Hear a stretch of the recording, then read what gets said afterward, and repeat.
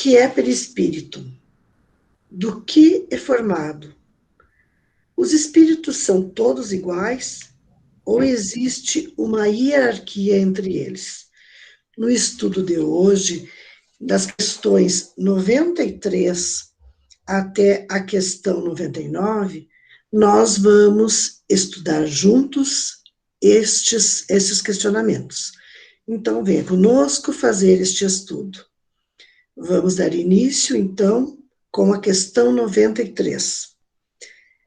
O espírito, propriamente dito, tem alguma cobertura ou está, como pretendem alguns, envolvido numa substância qualquer?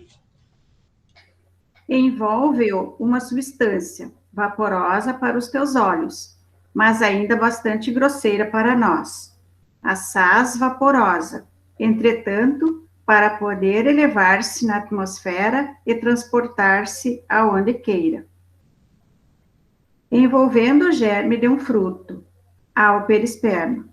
Do mesmo modo, uma substância que, por comparação, se pode chamar perispírito, serve de envoltório ao espírito propriamente dito. Assim como damos formas aos nossos pensamentos e, de certo modo, a vida às nossas ideias, nós somos o produto dos pensamentos de Deus e recebemos vida pelo seu poder magistral, pela arte que tem de criar. Somos filhos de Deus como somos pais dos nossos pensamentos. Tudo o que criamos povoa nossa mente, a nos entregar os resultados das nossas intenções.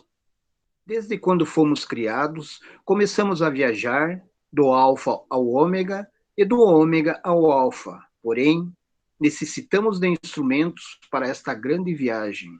Assim como na Terra, precisa-se de roupas para vestir e de carros e outros instrumentos para viajar.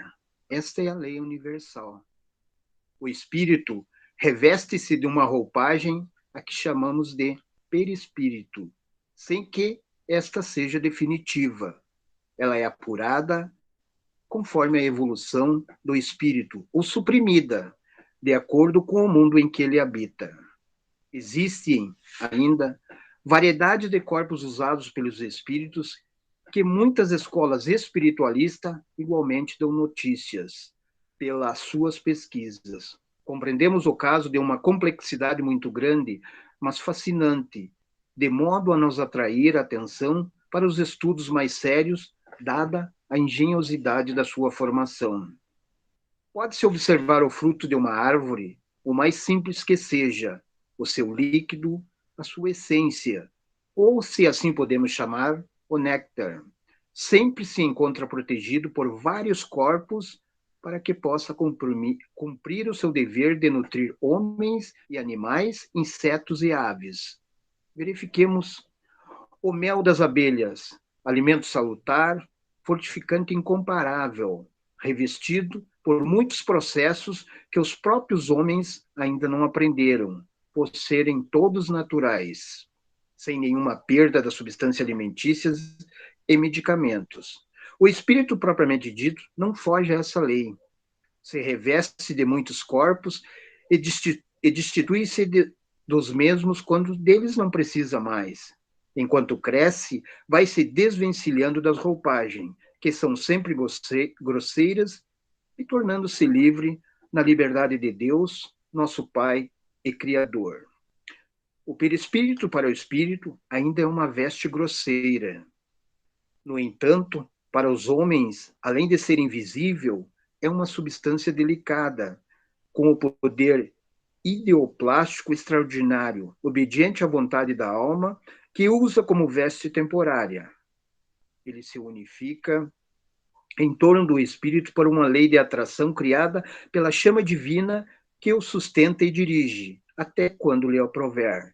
Tem muitas funções, uma das quais é ser intermediário entre o corpo de carne e a alma. Por meio dele, o mundo físico é vitalizado, mantendo a coesão molecular com a própria vida instintiva dos órgãos. Ainda existem outros pormenores que, com o passar dos tempos, serão descobertos. Só temos a dizer que o perispírito é uma grande maravilha para os espíritos ainda em condições materiais.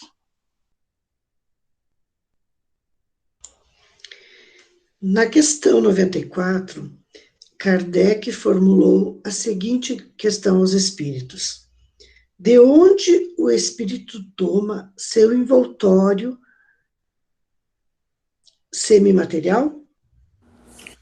Do fluido universal de cada globo, razão porque não é idêntico em todos os mundos. Passando de um mundo ao outro, o espírito muda de envoltório como mudais de roupa. Assim, quando os espíritos que habitam mundos superiores vêm ao nosso meio, tomam um perispírito mais grosseiro. É necessário que se revistam da vossa matéria, já o dissemos. Em cada mundo, o magnetismo que envolve os espíritos é diferente um do outro, considerando a evolução de cada um desses seres que habita esses lugares. Os fluidos, eles são correspondentes à escala evolutiva dessa humanidade. Eles se mudam um pouco, até de país para país, na própria Terra. A gente pode afirmar que se muda o campo fluídico, até mesmo, claro, de pessoa para pessoa. Há muitos espíritos que vêm à Terra em trabalhos assistenciais, entidades de muita elevação, que ao chegarem aqui no nosso mundo, precisam mudar de roupagem fluídica para suportar o ambiente que acolheram para trabalhar. A mesma coisa que acontece, por exemplo, quando a gente sai de um lugar muito quente para um lugar muito frio. A gente tem que usar a roupa apropriada para aquele ambiente onde a gente vai estar por um determinado tempo. O perispírito, a gente pode dizer, então, que é a roupa do espírito, como as nossas roupas humanas. Só difere, claro, a sua estrutura, porque tem algo divino nessa forma de roupa. Qualquer espírito superior que reencarnar neste mundo, ele vai precisar trocar suas vestes de luz por outras vestes mais densas. Certamente que uma alma evoluída, ao trocar as suas vestes de luz por outra mais grosseira, ele vai sofrer uma agressão daquele ambiente, né, onde ele se encontra, onde ele vai encontrar abrigo, onde ele vai encontrar sua morada. Mas a capacidade dele de amor vai ultrapassar tudo o que a gente pode chamar como treva, né, assim, fazendo uma comparação, porque são muito diferentes nesse momento. Isso não acontece com os espíritos inferiores, com os espíritos primitivos, porque eles não suportariam viver num mundo altamente evoluído. Perderiam a razão e de nada adiantaria, de nada serviria a estadia deles nesses mundos. Seria inútil os esforços para as reencarnações desses espíritos em mundos superiores, porque seria muito diferente, né? Seria o contrário. Um exemplo disso, um exemplo de um ser em elevação, foi Jesus Cristo, quando veio viver na Terra, né, para passar os seus ensinamentos. Então, se a gente conseguisse analisar ou sentir o que ele passou na Terra, né, a gente já teria uma dimensão do que é um ser evoluído, de luz, de muita luz, trocar a sua roupagem para poder viver na Terra, num ambiente totalmente agressivo, digamos assim, né, e passar por tudo que ele passou por amor a todos nós, para deixar os seus ensinamentos.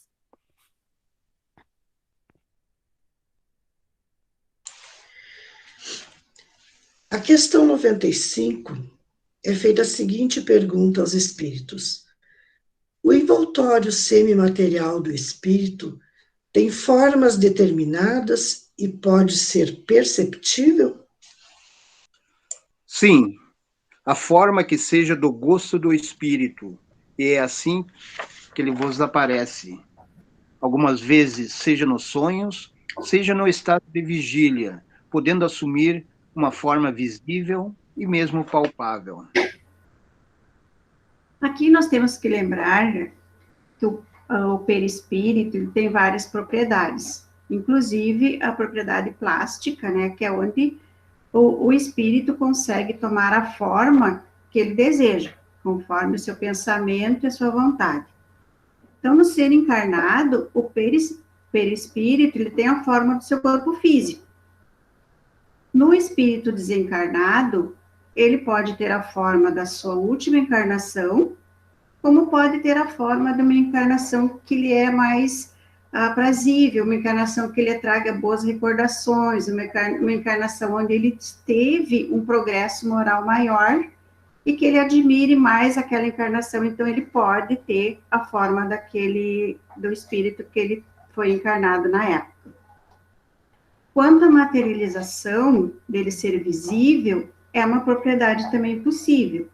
Refere-se, então, quando o espírito consegue se materializar, tornando-se visível. Então, ele pode ser visível, ele pode ser tocado, podemos sentir a sua temperatura, o seu odor, como se fosse um espírito encarnado. Então, o espírito tem essa capacidade devido às propriedades do perispírito. Agora nós vamos passar ao estudo das diferentes ordens dos espíritos, das questões 96 a 99. Na questão 96 é feita a seguinte pergunta aos espíritos: os espíritos são iguais ou existe entre eles uma hierarquia? São de diferentes ordens, conforme o grau de perfeição que tenham alcançado. Bom, nessa questão, nós precisamos salientar que, segundo a genealogia, né, segundo a origem, todos foram criados simples e ignorantes. Mas, segundo a sua elevação, a sua evolução moral, os espíritos, eles são diferentes. Por quê? Imaginemos dois espíritos criados ao mesmo tempo. Eles vão ter atividades diferentes, vivências diferentes, experiências diferentes. O espírito, de repente, vai ser mais resignado, o espírito vai se preocupar mais com a sua evolução moral, e outro, de repente, vai ter atitudes diferentes. Então, espíritos criados ao mesmo tempo, um pode ir muito além na sua evolução moral, enquanto o outro espírito fica retido, outro espírito não evolui tanto. Por exemplo, são vivências que nós passamos. Um espírito, por exemplo, passa por uma vivência reencarnado, e ele aprende com essa vivência. Ele usa essa vivência para a sua evolução. Outro espírito passa pelo mesmo tipo de vivência, mas ele não aprende. Aquela vivência simplesmente serve para ele se revoltar, para ele não buscar a sua evolução. Então, aí nós encontramos as diferenças nas hierarquias entre os espíritos. Então, nós temos espíritos que, pela sua capacidade, pela sua boa vontade, pela sua busca, evoluem mais rápido, outros evoluem mais lentamente, e outros ficam parados por muito tempo até que criem vontade de buscar sua evolução. E como que eles evoluem? Como que nós evoluímos? Nós evoluímos através das experiências, das vivências que nós passamos na carne. Então, através daquilo que a gente vivencia, a gente consegue, né, evoluir moralmente e assim passar a ser um espírito um pouco mais evoluído, ou simplesmente ainda não aproveitar essa evolução e se manter, né, parado até que um dia, cansado de sofrer, resolva também evoluir, porque o nosso propósito principal é esse. Deus é pai e bondoso. Ele oferta a todos os seus filhos as mesmas condições, e depende apenas de nós fazer com que essas condições nos façam, nos auxiliem, né, nessa evolução, auxiliem na busca dessa evolução moral, dessa mudança. Então, o mérito dessa evolução cabe única e exclusivamente ao espírito. Então, é o espírito que precisa ir buscar. Deus, por ser bondoso, oferece condições a todos nós. Alguns de nós aproveitam essas condições, outros não aproveitam. A maneira que Deus tem de nos ensinar é diferente da maneira que nós, homens, ensinamos uns aos outros. Nós tentamos ensinar a todos igualmente. Deus não. Deus nos proporciona, né, experiências, Deus nos proporciona ensinamentos de acordo com as nossas condições. Então, a cada um de nós é dado condições diferentes nessa evolução. Quando a gente estuda um pouco, lá na questão comentada por Miramês, no final, tem um trecho que vem bem de encontro à nossa vivência, do nosso sofrimento deste momento, que diz assim: estamos passando uma fase dolorosa na Terra, um fechamento de ciclo, de duras provações individuais e coletivas. É, pois, uma necessidade de limpeza kármica, como sendo a de um tumor na sociedade a que pertences. Não há outro recurso a não ser o da própria dor, em formas variáveis, para despertar o coração da humanidade para o amor, aquele que Jesus viveu e ensinou. Um dia, certamente, seremos todos iguais, mesmo em se falando daqueles espíritos que já atingiram a pureza. Basta atingirmos a maturidade que eles já conquistaram. Então, o nosso objetivo, como espíritos em evolução, é exatamente isso, é conseguirmos compreender a bondade de Deus, as oportunidades que Deus tem nos oferecido, e a partir dessas oportunidades, a partir dessas vivências, buscar nossa evolução. A Terra está em conflito, né? Nós estamos num ciclo de muita dor, de muito sofrimento, e tudo isso está vindo porque o homem precisa acelerar a sua evolução. A Terra está deixando de ser um planeta de provas e expiações, né, para se tornar um planeta melhor, um pouco mais evoluído, onde o amor que Cristo veio pregar vai estar presente. E tudo só cabe apenas a nós mesmos. Então, buscar nos tornarmos mais evoluídos, de sermos espíritos um pouco melhores, a cada evolução, a cada vivência na carne. Na questão 97, Kardec pergunta: existe um número determinado de ordens ou de graus de perfeição entre os espíritos? São ilimitadas em número, porque entre elas não há linhas de demarcação, traçadas como barreiras, de sorte que as divisões podem ser multiplicadas ou restringidas livremente. Todavia, considerando-se os caracteres gerais dos espíritos, elas podem reduzir-se a 3 principais. Na primeira, colocar-se-ão os que atingiram a perfeição máxima, de puros espíritos. Formam a segunda os que chegaram no meio da escala. O desejo do bem é o que neles predomina. Pertencerão à terceira os que ainda se acham na parte inferior da escala, os espíritos imperfeitos. A ignorância, o desejo do mal e todas as paixões más que lhes retardam o progresso. Eis o que os caracteriza. Dificilmente podemos traçar uma escala evolutiva para os espíritos, encarnados e desencarnados. As linhas divisórias escapam à nossa análise. Entretanto, podemos fazer como fazem na Terra sobre as classes, dividindo-as entre alta, média e baixa, sendo para todas elas a escala infinita.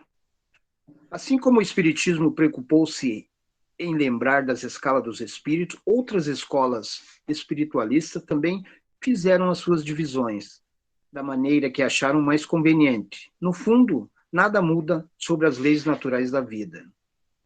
Para melhor compreendermos o que é um espírito ou o que somos, é bom que nos conscientizemos disso. Cada alma se encontra em uma escala diferente. Nunca dois espíritos são totalmente iguais no que concerne à evolução. Sempre existe algum traço de diferença, mesmo que entre os que têm perfeita sintonia espiritual. Os que consideramos espíritos perfeitos são em relação aos homens e não diante de Deus.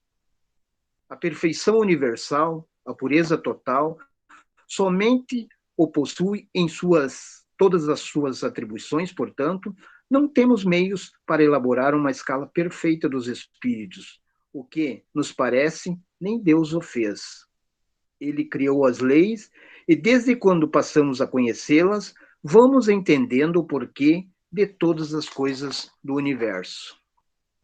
O que Jesus fala no Evangelho, que mesmo os escolhidos serão enganados, dá para percebermos quanto ainda somos inferiores. Somos escolhidos, por vezes, para determinada tarefa, porém, temos muita ligação nas trevas, pelo passado ainda próximo ao nosso presente, e é nessa influência que poderemos ser enganados. Não pelos espíritos inferiores, mas por nossas inferioridades que vibram nos nossos caminhos.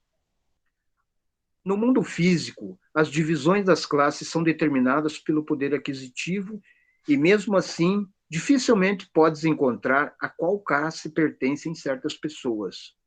No mundo moral, as dificuldades são maiores, porque sempre escondemos o que de mal fazemos aos nossos irmãos e anunciamos com todo vigor algum dever, que não passa mesmo de dever de cada alma. Deixemos quem quiser julgar a qual classe pertencemos, o que não nos interessa muito. O que Cristo nos ensina é escolher a melhor parte, é trabalhar dentro do nosso mundo íntimo por saber que o céu está em nós, bastando encontrá-lo. E se o encontrarmos, certamente vamos encontrar Deus e Cristo. Cada criatura, se desejar, pode analisar a si mesmo, observando a que faixa pertence na escala espiritual.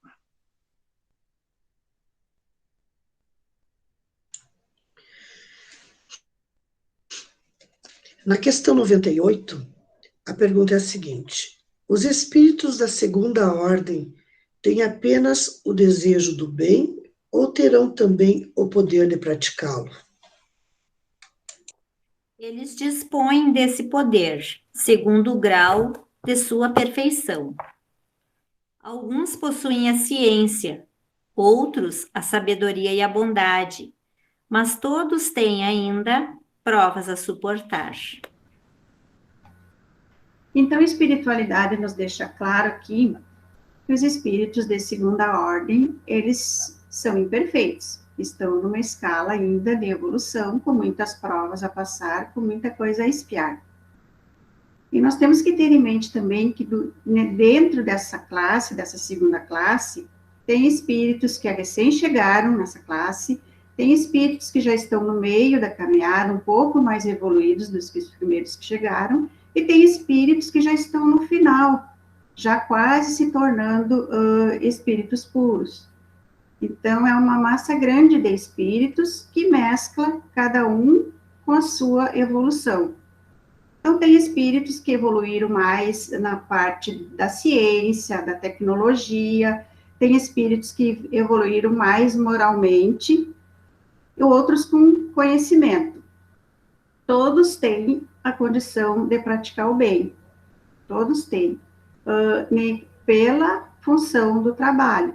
O trabalho na prece, o trabalho na caridade, então todos, cada um com seu grau evolutivo, tem a condição de praticar o bem.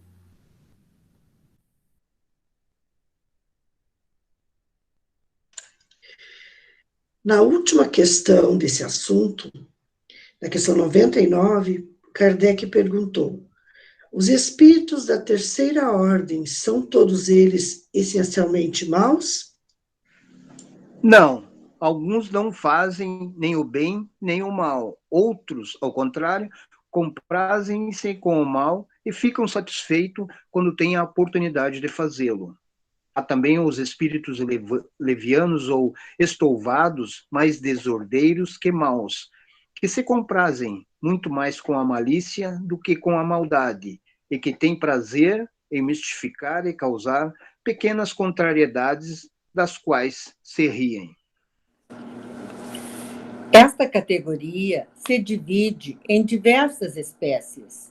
Existe nela variedade de sentimentos, como deposição na escala de elevação espiritual. São almas ainda inferiores, que desconhecem o valor do bem e não sentem tendência alguma para a caridade. Antes, procuram menosprezar o bem e mesmo atrapalhar quem começa a melhorar suas condições de benevolência. São espíritos zombeteiros, brincalhões e muitas vezes maus, mentirosos, egoístas e orgulhosos. Adoram discussões, por saberem que as irritações que fervem nas ideias incompatíveis desarmonizam o ambiente. Por esse sentimento inferior, os sensitivos passam a conhecer quem está se aproximando das suas faculdades e devem corrigir e desconfiar dos seus próprios procedimentos. Os espíritos inferiores dominam grande parte dos homens na Terra, em todas as suas atividades, na política, na ciência, na religião. São onde eles mais atuam, encontrando médios que com eles se afinam completamente, sem desconfiarem da existência dessas companhias indesejadas. São falanges espalhadas em todo o globo. E, infelizmente, encontramos muitos deles nos lares, onde se vê muita discórdia e mesmo até separações.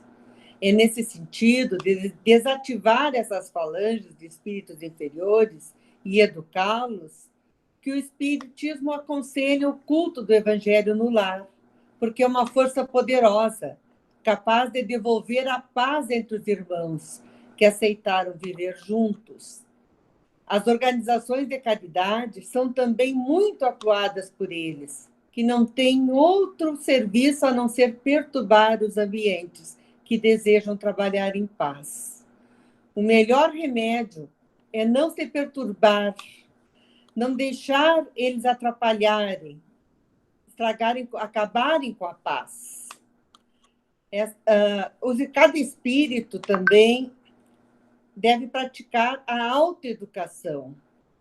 Cada um de nós tem que procurar entender quando estamos sendo assediados por essas ideias ruins e ficarmos alertas para que elas não tomem conta do nosso pensamento.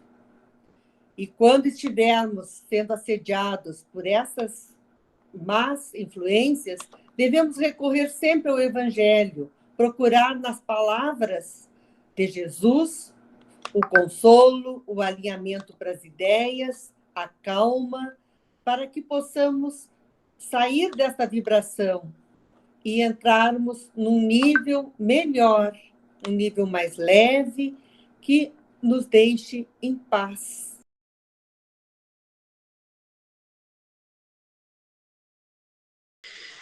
Bom, e assim, meus irmãos, eu convido a nossa companheira de estudo, Vilma, que vai trazer uma mensagem para nós, para encerrarmos esse estudo da noite de hoje. Então, irmãos, quando nós estudamos o Livro dos Espíritos, quando nós estudamos os Espíritos, nós temos a tendência em falar na terceira pessoa. Estamos estudando os Espíritos, estamos falando dos Espíritos, sobre eles. E chega um determinado momento que nos damos conta que estamos falando sobre nós. Nós somos esses Espíritos. É de nós que estamos falando. Então, nos damos conta também do grande amor desse Pai que nos criou, simples e ignorantes, mas com a certeza absoluta da nossa evolução, com com a certeza absoluta de um dia estarmos sentados ao lado dele, trabalhando junto com ele, como co-criadores desse universo maravilhoso. Então, cabe a nós fazermos a nossa parte. Cabe a nós uma reflexão diária, serenar o nosso coração, serenar o nosso pensamento e nos questionar sobre a nossa caminhada. O que eu estou fazendo? Como está essa minha conexão com a espiritualidade? Como foi a minha jornada de hoje? É difícil? Pode ser difícil, mas se a gente tentar, se a gente colocar um limite a partir de amanhã,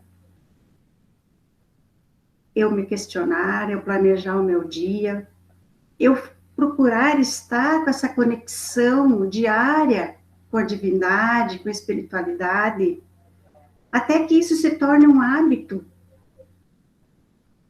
que vire rotina. Então vai ser uma coisa tão natural quanto respirar. Então eu vou estar cuidando da minha caminhada, eu vou estar cuidando da minha reforma íntima de maneira natural. E através do trabalho, estar cuidando dessa evolução. Porque como a Ariete falou no início, Deus deu a mesma condição para todos nós. Cabe a nós administrar essa caminhada. Porque temos a certeza do amparo da espiritualidade, do amparo do ensinamento do Cristo, que veio até aqui para nos ensinar, para nos dar o caminho. Então, cabe a nós fazermos a nossa parte. Cabe a nós buscar todo dia. Nós vivemos, ultimamente, no piloto automático.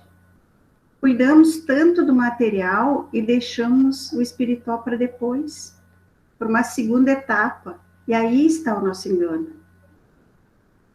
Então, o estudo nos convida a colocar o espiritual em primeiro lugar, a não deixar nada para depois, a vivenciar o amor, a vivenciar a caridade, para que isso fique intrínseco na nossa jornada, para que depois não haja arrependimentos e desenganos, para que não desperdiçamos a nossa jornada, tantas e tantas encarnações desperdiçadas, quando nós podemos evoluir da primeira etapa para a segunda etapa, da primeira classe para a segunda classe, até chegarmos à terceira classe. Então, que Jesus nos abençoe, nos ilumine, e que tenhamos a coragem de iniciarmos a nossa análise e que possamos incluir na nossa vida como rotina, como hábito, de todos os dias, reforçar a nossa conexão com Deus, com os espíritos, e assim darmos uma adiantadinha todo dia na nossa caminhada. Que Jesus nos ilumine e nos abençoe. Que assim seja.